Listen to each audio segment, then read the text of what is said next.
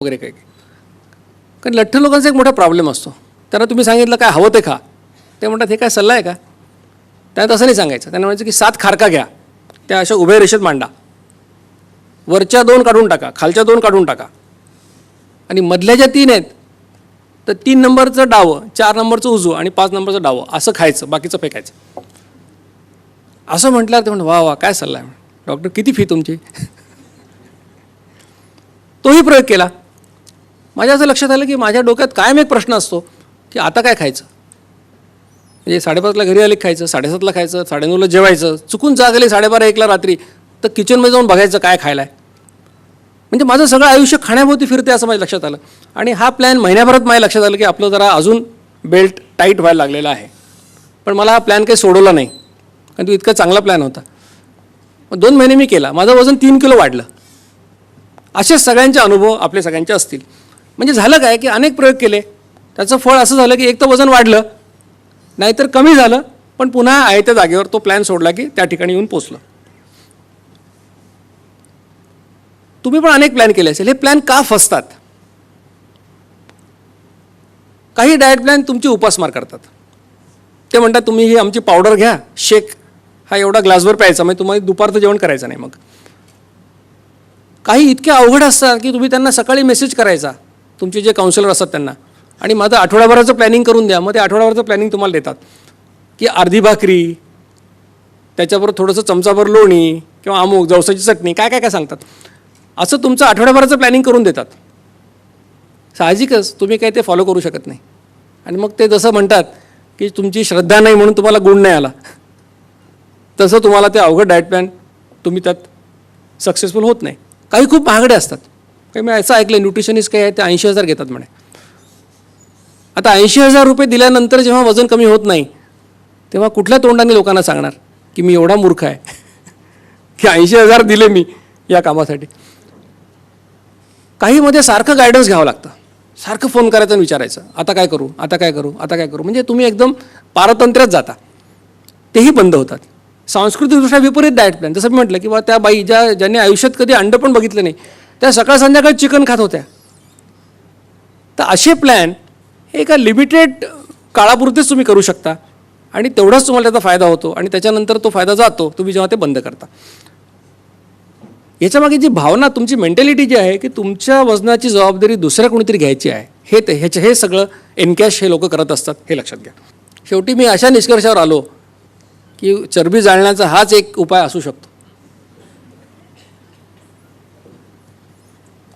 आता आपल्याला हसू आलं, पण जेव्हा आम्ही लायपोसक्शन करतो, बॅरेट्रिक सर्जरी करतो, म्हणजे काय तुमचं जठर कापायचं किंवा जठरातून अन्न डायरेक्टली लार्ज इंटेस्टाईनमध्ये टाकायचं, हे काय आहे सगळं तेच आहे ते आधी दाखवलेलं. आणि अशा प्रकारच्या क्रूर पद्धतीने, अनैसर्गिक पद्धतीने वजन कमी करावं असं कोणाला वाटणार नाही. तर या सगळ्या नैराश्याच्या अवस्थेमध्ये मला डॉक्टर जिचकारांचं एक लेक्चर ऐकायचा योग आला. आजही ते लेक्चर तुम्हाला यूट्यूबवर मिळू शकेल. त्याच्यातली सायंटिफिक माहिती आजही जवळपास 90% ही बरोबर आहे. त्यात काही आता आम्ही सुधारणा केल्या आहेत, पण ते व्याख्यानातले त्यांची जी कळकळ आहे, तळमळ आहे समाजाविषयी, ती तुम्हाला अपील करेल, ह्याच्यामध्ये वादच नाही. आणि ते लेक्चर मी ऐकलं. त्या लेक्चरमध्ये जिचकारांनी साधा सोपा उपाय सांगितला जो मी तुम्हाला सांगणार आहे. त्यांनी सांगितलं की दिवसातून 2 वेळा जेवा, इतर वेळा तोंड उघडायचं ते फक्त बोलण्यासाठी किंवा पाणी पिण्यासाठी. मी ते लेक्चर 3-4 वेळा ऐकलं. मी म्हटलं असं काय म्हणतात का की गोड खाऊ नका, असं म्हणतात का की तेलकट तुपकट खाऊ नका. ते लेक्चर अनेक वेळा ऐकलं, पण असं काही ते म्हणाले नाहीत. किंवा कमी खा असं म्हणतात का, असंही म्हणाले नाही. त्यामुळे 2 वेळा तुमचं पोटभर जेवा, काही प्रॉब्लेम नाही. मी म्हटलं आता ठीक आहे, इतके प्रयोग आपण केले आहेत, माझा विश्वास बसला नाही. म्हटलं असं कसं काय शक्य आहे, कारण कॅलरीज इन कॅलरीज आउट हे आम्हाला शिकवलेलं आहे फर्स्ट इयरपासून, की कॅलरीज तुम्ही जास्त घेतल्या आणि कमी खर्च केला तर वजन वाढणार. पण म्हटलं की डॉक्टर जिचकारांसारखा विद्वान माणूस जर सांगत असेल त्याच्यामध्ये काहीतरी तथ्य असणार. आणि म्हणून मी हा प्रयोग देखील प्रामाणिकपणे 3 महिने केला. फक्त एक पथ्य मी पाळलं की मी म्हटलं 3 महिने झाल्याशिवाय कोणाला या विषयावर बोलायचं नाही, कारण तोपर्यंत मी चेष्टेचा विषय झालो होतो. कोणी भेटलं की मला विचारायचं की आप क्या चालू आहे, कारण काही ना काही माझं चालू असायचं. मी म्हटलं अभी कुछ नाही चालू म्हटलं. आणि 1.5-2 महिन्यातच माझ्या लक्षात आलं की माझं पोट कमी झालं. लोक विचारायला लागले. मी म्हटलं इतक्यात काही सांगत नाही, 3 महिने होऊ द्या. 3 महिने झाल्यावर माझं वजन 8 किलो कमी झालं. पोटाचा घेर 2 इंच कमी झाला आणि गालफडं बसली नाहीत. मुख्य इतर तुम्ही काही एक्सेसिव्ह जिमिंग वगैरे केलं तर पहिल्यांदा तुमची गालफडं बसतात आणि लोक विचारायला लागतात, घरी काही प्रॉब्लेम आहे का, किंवा ऑफिसमध्ये काही प्रॉब्लेम आहे का, असं विचारायला लागतात. तसं न होता माझं वजन कमी झालं. पण तरी पण प्राध्यापक माणूस म्हणजे संशयी माणूस, मी म्हटलं आपल्याला बहुतेक डायबिटीज झाला असेल, आपल्या घरात डायबिटीज आहे, आईला, मामी, मावशा सगळ्यांना डायबिटीज आहे, तर बहुतेक आपल्याला झाला असेल आणि वजन कमी होण्याचं क्रेडिट आपण जिचकारण द्यायला लागलो. प्रत्यक्षात डायबिटीज असेल. मग सगळ्या तपासण्या केल्या, सगळं ॲब्सोल्युटली नॉर्मल होतं. तेव्हा मला कळलं की हा डाएट प्लॅन खरंच इफेक्टिव्ह आहे. मग अनेकांवर प्रयोग केले. आता हा व्याख्यानाचा अतिशय महत्त्वाचा भाग आहे. लक्षात ठेवा की हा सिद्धांत नेमका काय. कारण एकदा तुम्हाला लॉजिक समजलं, म्हणजे बऱ्याच वेळा असं असतं की डॉक्टरांची व्याख्यानं अशी असतात की सगळं सांगून झाल्यानंतर तुम्हाला प्रॉब्लेम आला तर मला भेटा, हे व्याख्यानाचा शेवट असतो. पण हे व्याख्यान अपवादात्मक असं आहे की मी तुम्हाला सांगणार आहे की याच्यानंतर मला भेटू नका. मी जे तुम्हाला सांगतो हे लॉजिक तुम्हाला समजलं की पुन्हा मला भेटायची तुम्हाला आवश्यकता नाही आहे. तुमचं वजन हे तुमच्या नियंत्रणामध्ये आलेलं असेल. हा सिद्धांत काय. इन्शुलिन नावाचा हॉर्मोन आपल्या शरीरामध्ये पँक्रियास नावाची ग्रंथी, मराठीत स्वादुपिंड म्हणतात, त्यातून तयार होत असतो. आणि जर तुमचं इन्शुलिन लेवल वाढली तर तुम्हाला लठ्ठपणा येतो आणि तुम्हाला कालांतराने डायबिटीस होऊ शकतो, असा हा सिद्धांत आहे. आता इन्शुलिन शरीरामध्ये 2 प्रकारे तयार होतं. एकाला आम्ही म्हणतो बेसलाईन सिक्रिशन. 24 तास तुमच्या स्वादुपिंडातून थोडं थोडं थोडं इन्शुलिन तयार होत असतं. ते 18 ते 32 युनिट इन्शुलिन तयार होतं. हे थांबवणं तुमच्या हातामध्ये नाही. हे जिवंत राहण्यासाठी आवश्यक आहे. दुसऱ्या प्रकारे इन्शुलिन जे तयार होतं ते तुमच्या खाण्यामुळे तयार होतं. तुम्ही कुठलाही पदार्थ खाल्ला की इन्शुलिन तयार होतं. अपेक्षा अशी असते की तुमच्या एकूण इन्शुलिन सिक्रिशनपैकी, म्हणजे 100% सिक्रिशनपैकी 50% बेसलाईन असावं, 50% तुम्ही खाण्यामुळे तयार करावं.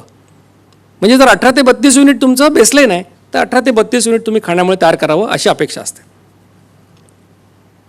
आता महत्त्वाची गोष्ट लक्षात घ्या की तुम्ही एखादा पदार्थ खाल्ला, आता तुम्ही समजा 2 बिस्किटं खाल्ली किंवा तुम्ही साखरेचा चहा पिला आणि तुम्ही आमरसपोळीचं जेवण केलं, तर या दोन्ही घटनांमध्ये सारख्याच प्रमाणात इन्शुलिन तयार होतं. म्हणजे प्रत्येकाचं इन्शुलिन तयार करण्याचं एक माप आहे.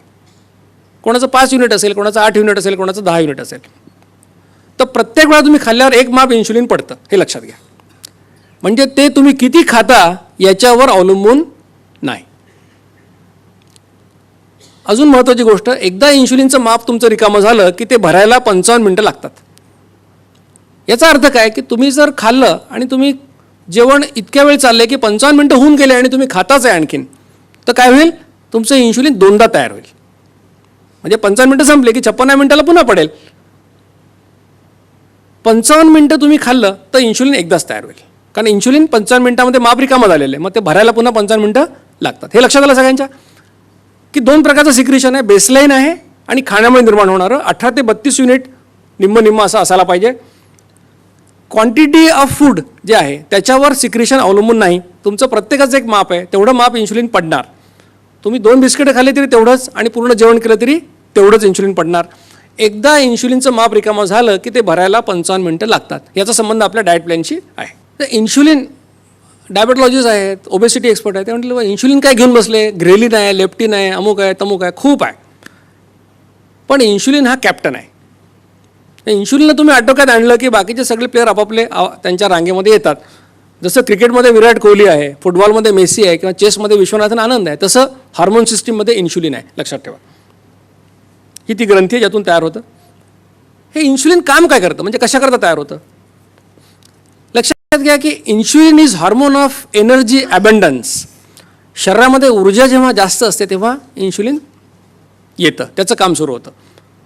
तुम्ही काही खाल्लं, तुम्ही 100 पदार्थ खाता, त्याचं कन्व्हर्शन फक्त 3च गोष्टींमध्ये होतं ज्या रक्तामध्ये येतात, म्हणजे पचन झाल्यानंतर. कार्बोहायड्रेट्स किंवा कर्बोदकांपासून ग्लुकोज, प्रोटीन्स किंवा प्रथिनांपासून अमायनो ॲसिड्स, तेल, तूप, चरबी किंवा फॅट्सपासून फॅटी ॲसिड्स. हे 3च पदार्थ तुमच्या रक्तामध्ये येतात.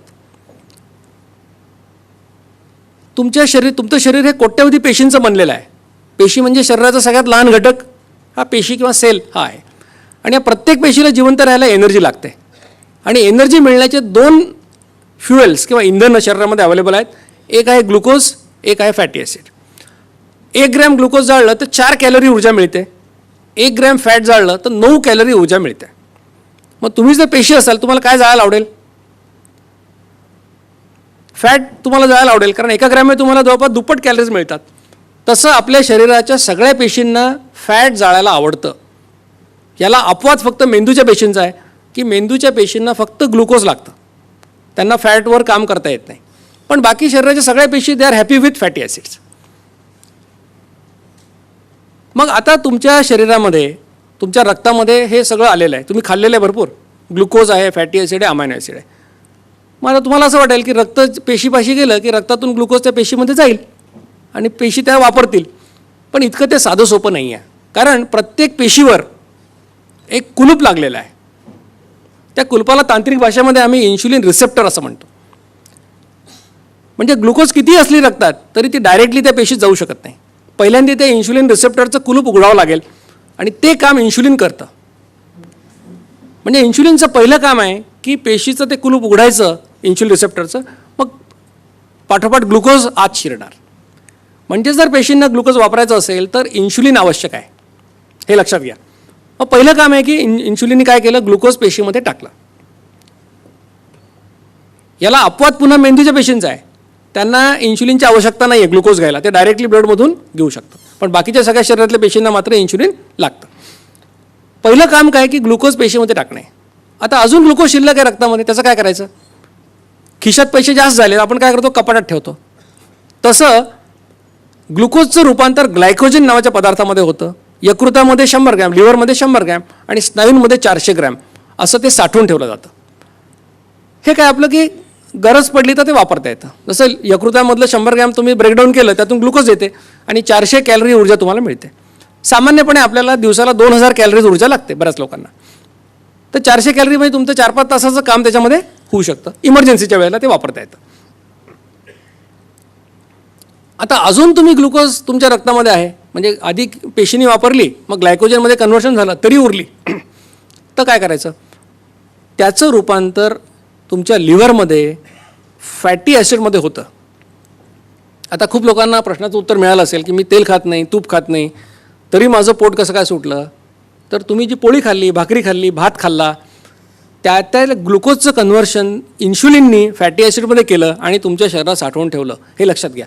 म्हणजे लठ्ठ होण्यासाठी तेल तूप खाण्याचीच आवश्यकता आहे असं नाही. तुमची पोळी खाल्ली तरी तुम्ही लठ्ठ होऊ शकता, कारण याला कारणीभूत कोण आहे? इन्शुलिन. ग्लुकोजचं कन्व्हर्शन फॅटी ॲसिडमध्ये करतं लिव्हरमध्ये. अमायनो ॲसिडचं रूपांतर वेगवेगळ्या प्रथिनांमध्ये करतो, फॅटी ॲसिडचं रूपांतर फॅट्समध्ये करून त्याला साठवून ठेवतो. म्हणजे इन्शुलिन हा एनर्जी सेव्हिंग, एनर्जी कॉन्झर्विंग हॉर्मोन आहे, हे लक्षात घ्या. हे काम तुमच्या लक्षात आलं इन्शुलिनचं? आणि सिक्रिशनबद्दल लक्षात आलं. इन्शुलिनची रक्तातली पातळी वाढली, तुम्ही गुगलवर गेलात आणि रेज्ड इन्शुलिन लेवल असं टाकलं, तुम्हाला अनेक पेपर वाचायला मिळतील.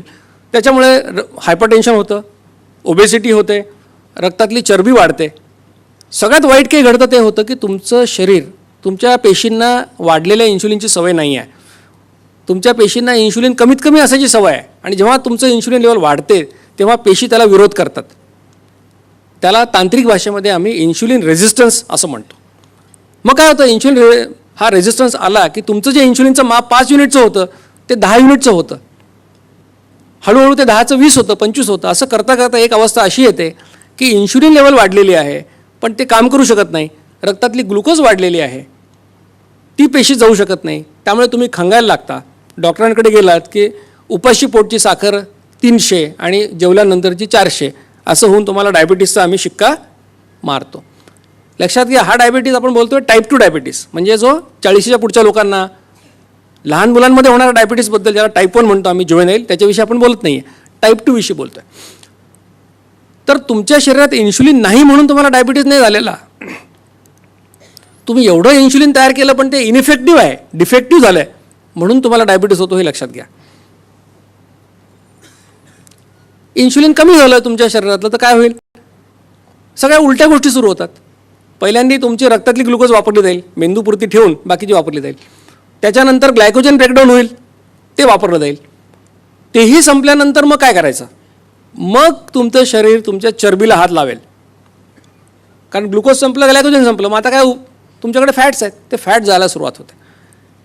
तुमच्या शरीरामध्ये किमान 12 ते 15 किलो फॅट्स आहेत, ज्याच्यामध्ये 1.25 लाख कॅलरीज ऊर्जा आहे. म्हणजे तुम्ही काही नाही खाल्लं, नुसतं पाणी पिलं तरी 60 दिवस तुम्ही मरणार नाही.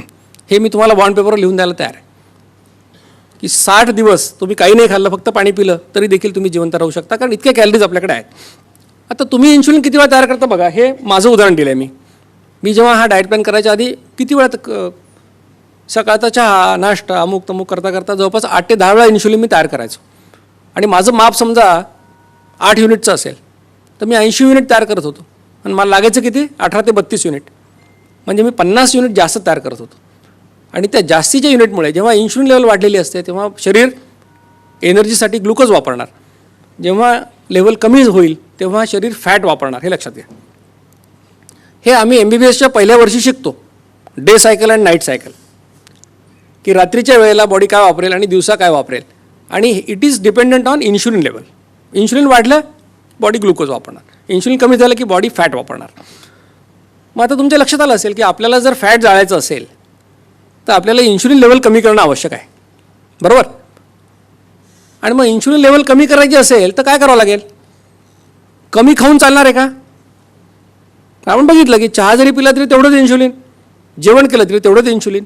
म्हणजे कमी खाण्याचं महत्त्व नाही आहे, कमी वेळा खाण्याचं महत्त्व आहे. फ्रिक्वेन्सी ऑफ इटिंग कमी करायला हवी. कडक भूक लागण्याच्या 2 वेळा ओळखा. ओळखता नाही आल्या, बरेच लोक असतील त्यांना ओळखताच येणार नाही, कारण इतक्या वेळा खातात. 2 पॅटर्न जगामध्ये अस्तित्वात आहेत, सकाळी 9, संध्याकाळी 5 किंवा 6. आणि दुसरा पॅटर्न आहे दुपारी 12:30, 1, रात्री 8:30, 9. कुठल्याही पॅटर्ननी सुरू करा. 7-8 दिवसात तुम्ही ट्रायल अँड एररनी तुम्हाला कळेल. एकदा त्या वेळा ठरले की त्या वेळेलाच जेवा. 15-20 मिनटं व्हेरिएशन झालं तरी चालेल, पण आज 1ला उद्या 4ला असं करू नका. एकदा जेवायला बसलात की 55 मिनटात जेवण संपवा. का 55 मिनटात? का नाही तर इन्शुलिन परत तयार होईल, आणि आपल्याला इन्शुलिन जास्त वेळा तयार नाही करायचं, 2दाच तयार करायचं आहे. 2 जेवणांच्या म्हणजे मी 55 मिनटं जेवा असं सांगत नाही. लगेच मला उद्या फोन, सर आम्ही तर 20 मिनटात जेवतो. 55 मिनटं का सांगितले? कारण तुम्हाला अनेक पदार्थ खायचे असतात. जेवणाच्या बाबतीत माणसाच्या खूप कल्पना असतात की मला ड्रायफ्रूट खाल्ल्याशिवाय माझं होत नाही, किंवा काही लोकांना दूध प्यायचं असतं, काही लोकांना फळं खायचं असतं. 55 मिनटाचा वेळ तुम्हाला दिला आहे, काय हवं ते खा. म्हणजे उद्यापासून तुम्ही हा डाएट प्लॅन केला, तुम्ही काय करायचं? आज जे काही खाल्लं ते सगळं मोजून ठेवा. तेवढं सगळं उद्या पण खाऊ शकता.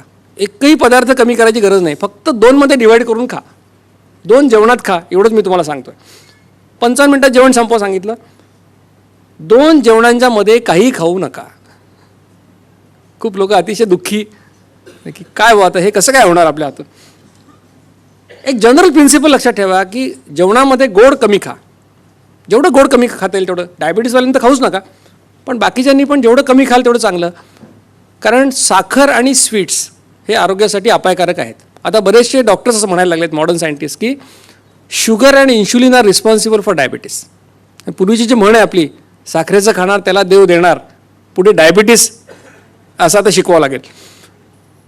आणि जेवणातले प्रोटीन्स वाढवा, प्रथिनं वाढवा. व्हेजिटेरियन लोक, आपल्या इंडियन डाएटमध्ये प्रोटीन्स फार कमी असतात, कार्बोहायड्रेट खूप असतात. 80-90% आपण कार्बोहायड्रेट खातो. मग काय करायचं? व्हेजिटेरियन लोकांनी डाळ जास्ती खा, डाळी खा, म्हणजे सोयाबीन खा, शेंगदाणे खा, पनीर खा, चीज खा, दूध प्या. या सगळ्यातून तुम्हाला प्रोटीन्स मिळतील. अर्धी पोळी कमी करा, त्याच्या जागी मुठभर मोड आलेलं कडधान्य खा, तुमचे प्रोटीन्स वाढतील. नॉनव्हेज लोकांना प्रश्न नाही, त्यांनी अंडी खा, आणि अंड्यातलं पिवळं फेकू नका. त्यात फक्त 250 मिलीग्रॅम कोलेस्ट्रॉल असतं, आणि कोलेस्ट्रॉल रक्तामध्ये कोलेस्ट्रॉल म्हणून ॲब्सॉर्ब होत नाही, त्याचंही रूपांतर पुन्हा फॅटी ॲसिड होऊनच तसं जाणार ते. त्याच्यामुळे काळजी करू नका, खाऊ शकता. तर हे लक्षात आलं. डाएट प्लॅन काय आहे? कडक भूक लागण्याच्या 2 वेळा ओळखायच्या, त्या 2 वेळा जेवायचं.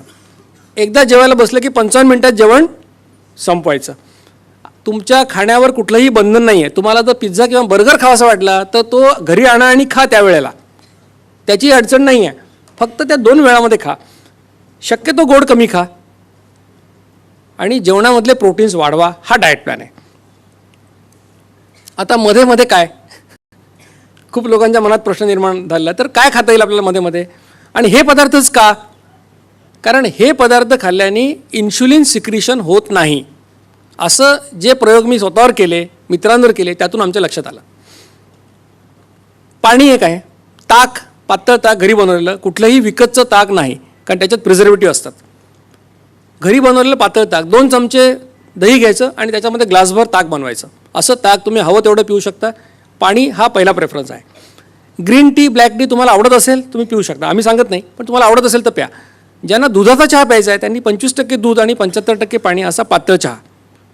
कशामध्ये साखर टाकायची नाही, शुगर फ्री पण टाकायचं नाही, कारण शुगर फ्रीने पण इन्शुलिन सिक्रेट होतं. नारळ पाणी चालेल, मलाई खाऊ नका. आणि 30 रुपयाचं शहाळं आणलं, कशाला फेकायची मलाई, खाऊ, काळजी करू नका. वाटीत काढून ठेवा, जेवताना खा, काही प्रॉब्लेम नाही, वाया नका घालू. टोमॅटोच्या 1-2 फुटी चालतात, जास्तीत जास्त दिवसभरात 1 टोमॅटो खाल्लेला चालेल. लाल अक्षरात मुद्दाम लिहिलेलं आहे की उत्तम मार्ग म्हणजे अधेमध्ये काही खाऊ नका. बरं, हे ज्ञान कसं मिळालं? तर मी स्वतः 18 पदार्थ खाल्ले. आता इन्शुलिन सिक्रेशन टेस्ट करायचं म्हणजे कसं करायचं? 0 मिनिटाला पहिलं ब्लड दिलं समजा, त्याच्यानंतर पदार्थ खायचा, मग 10 मिनिटाला दुसरं ब्लड आणि 60 मिनिटाला तिसरं ब्लड. मी 18 पदार्थ खाल्ले, 54 वेळा ब्लड दिलं, 40,000 रुपये खर्च केले, तेव्हा हे ज्ञान मिळालं की यांनी इन्शुलिन तयार होत नाही. त्यामुळे आता मला कुठलाच पदार्थ विचारायचा नाही की सर हे चालेल का. तुम्ही तुमचं करू शकता इन्शुलिन टेस्टिंग, आणि नाही झालं सिक्रेट तर खा, झालं तर नका खाऊ. इतकं साधं सोपं आहे. डाएट प्लॅन सगळ्यांच्या लक्षात आलं? मला वाटतं काही हिंदी लोक आहेत त्यांच्यासाठी मी थोडक्यात सांगतो की जब आपको अच्छी भूख लगती है दिन में, वो 2 टाइम आइडेंटिफाई कीजिए.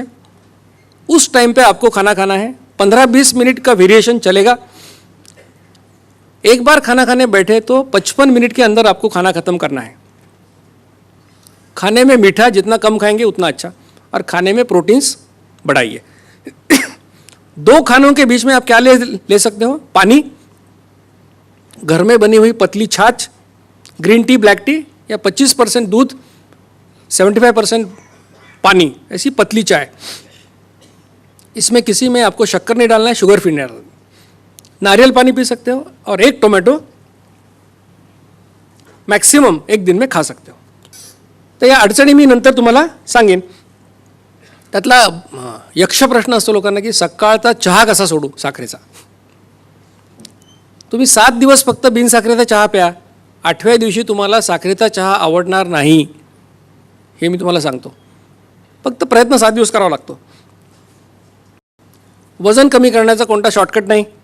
कोणत्याही औषधाने कायमस्वरूपी वजन कमी होत नाही. इंटरनेटवर विकल्या जाणाऱ्या प्रॉडक्टनी वजन कमी होत नाही. तुमचं वजन तुम्हालाच कमी करायचं आहे.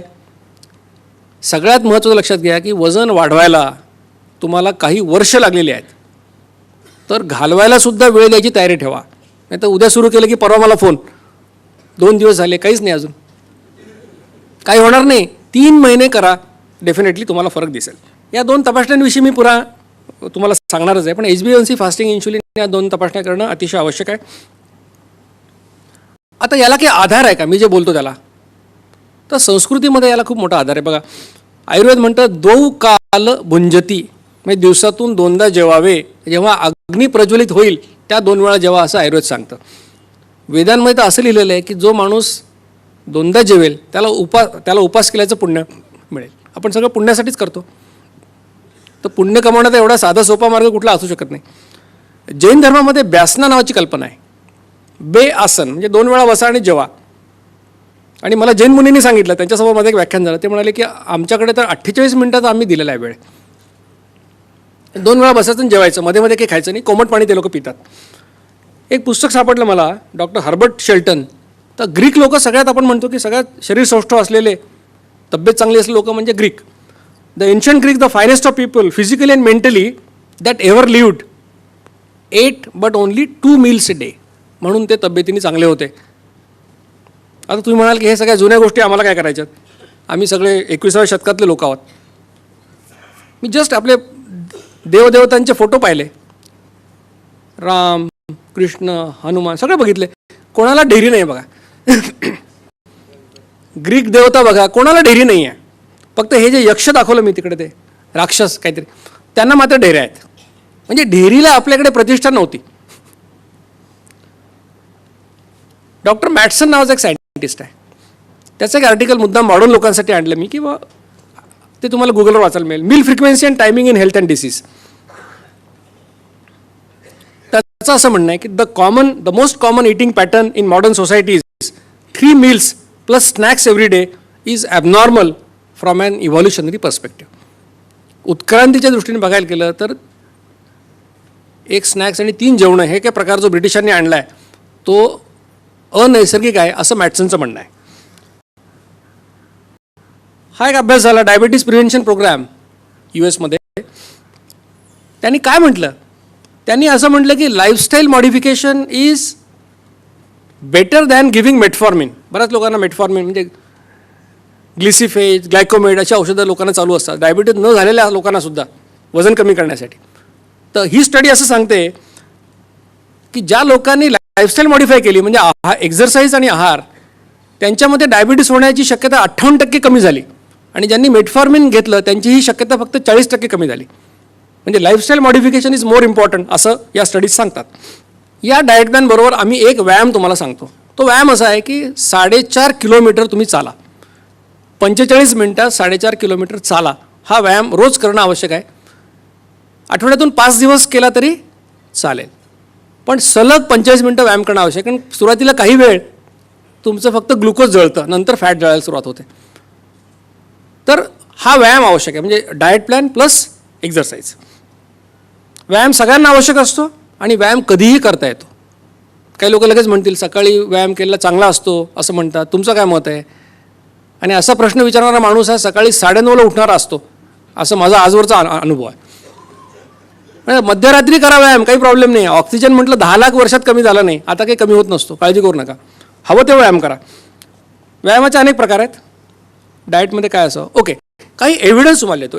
जे रिसर्च पेपर पब्लिश झाले, तुम्ही जर गुगलवर डॉक्टर JV दीक्षित टाकलं आणि रिसर्च तुम्हाला हे पेपर वाचायला मिळतील.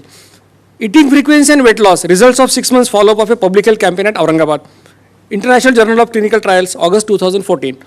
निष्कर्ष काय, 428 लोकांनी 6 महिन्यात डाएट प्लॅन केला. त्यांचं सरासरी वजन 6 महिन्यात 6.8 किलो कमी झालं. रेंज 3 ते 22 किलोची आहे.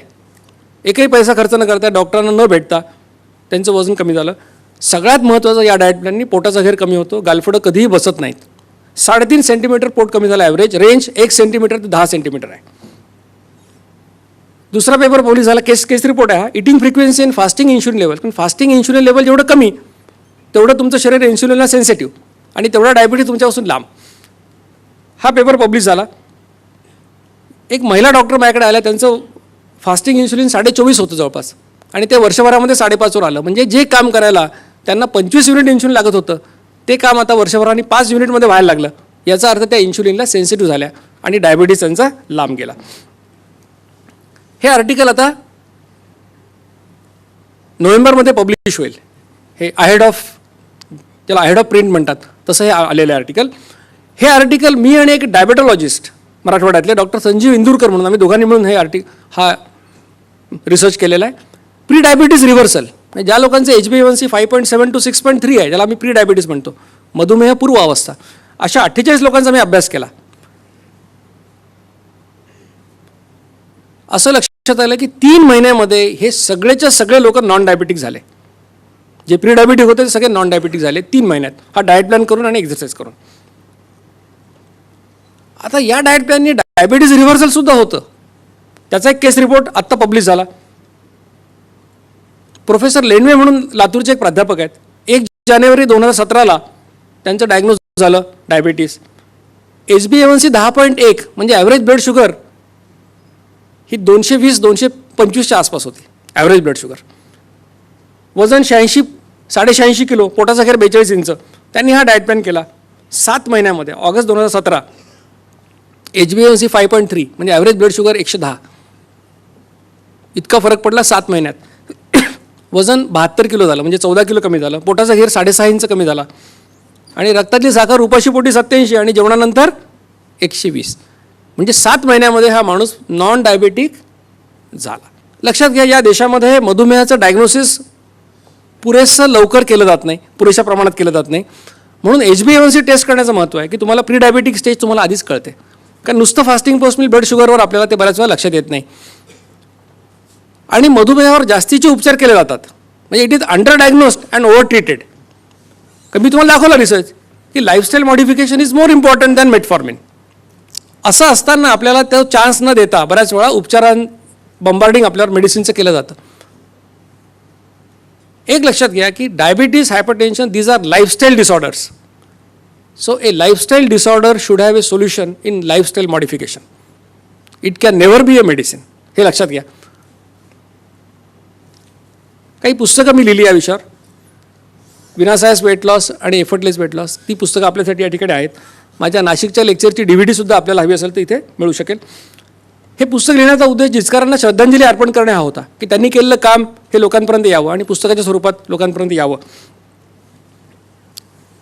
ओके, काही डॉक्टरांच्या सक्सेस स्टोरीज आहेत ज्यांचं वजन कमी झालं, ज्यांचं डायबिटिक गेला. He is associate professor of anaesthesia, government medical college Nanded. HbA1c 6.6चं 5.9 झालं. डॉक्टर राजेश वाळवेकर हे नाशिकचे ऑन्कोसर्जन आहेत. यांचं वर्षभरामध्ये 16.5 किलो वजन कमी झालं. 6.9 HbA1cचं 5.3 झालं. आणि यांची माझी अजून भेट झालेली नाही. तुम्हाला वाटेल की शंका येतील किंवा काही आपला स्टॅमिना कमी होईल का, काही असं होईल का. तर हा डाएट प्लॅन सुरू केल्यानंतर 2013मध्ये पहिल्यांदा मी हाफ मॅरेथॉन पळालो. म्हणजे 21 किलोमीटर पळालो 2 तास 56 मिनिटात. हे पुढच्या वर्षी, हे 2015, हे 2016, हे 2017 आणि हे मुंबई स्टँडर्ड चार्टरला ऑन अन ॲव्हरेज 2 तास 46-47 मिनिटांमध्ये मी 21 किलोमीटर पळू शकतो. दरवर्षी मी ब्लड डोनेशन करतो. जवळपास 50पेक्षा जास्त वेळा मी केलेलं आहे ब्लड डोनेशन. माझं हिमोग्लोबिन 15च्या आसपास असतं. 2014, 2015, 2016, 2017 दरवर्षी ब्लड डोनेशन करतो. सांगायचा उद्देश असा की जो माणूस ब्लड डोनेशन करू शकतो, जो माणूस 21 किलोमीटर पळू शकतो, हे का करू शकतो? कारण मी दिवसातून 2दा जेवतो. तर तुम्हाला काही थकवा येण्याचं कारण नाही, तुम्हाला काही त्रास होण्याचं कारण नाही, हे लक्षात घ्या. आणि हा डाएट प्लॅन तुम्ही अतिशय आनंदाने करू शकाल. त्याच्यानंतरच्या ज्या काही गोष्टी आहेत त्या आत्ता मी सध्या फक्त ध्येय सांगतो आणि इथे या ठिकाणी थांबतो. आमचं ध्येय असं आहे की 2दा जेवण्याचं हा जो डाएट प्लॅन आहे हा international guidelines for treatment of डायबिटीसमध्ये त्याचा समावेश व्हावा. जेव्हा तुम्ही डायबेटॉलॉजिस्टकडे जाल आणि तुम्हाला डायबिटीस होईल तेव्हा त्यांनी आधी असं सांगावं की गोळ्या औषधं नंतर बघू, आधी तुम्ही 2दा जेवा आणि 4.5 किलोमीटर चालायला सुरुवात करा. त्याचा परिणाम नाही झाला 6 महिने तर आपण औषध द्यायचं बघू, हे त्यांनी सांगावं. हे आमचं ध्येय आहे. आणि आपला देश हा स्थूलत्व आणि मधुमेहापासून मुक्त व्हावा, हे आमचं दुसरं महत्त्वाचं ध्येय आहे. याच्या कॅम्पेनविषयी वगैरे मी नंतर तुम्हाला क्वेश्चन आन्सर्समध्ये सांगणारच आहे. या ठिकाणी मला बोलवलं आणि सन्मान दिला. आपण देखील शांतचित्ताने सगळं ऐकून घेतलं. आणि मला खात्री आहे की जरी सुरुवातीला मी असं म्हटलं की I am responsible for what I say, पण आता असं म्हणू शकेन की तुम्हाला काय समजलं याची पण जबाबदारी मी आता घेऊ शकतो. तुमच्या सगळ्यांचे आभार मानतो आणि आत्ता या ठिकाणी थांबतो. पुन्हा आपण क्वेश्चन आन्सरला भेटणार आहोत. नमस्कार.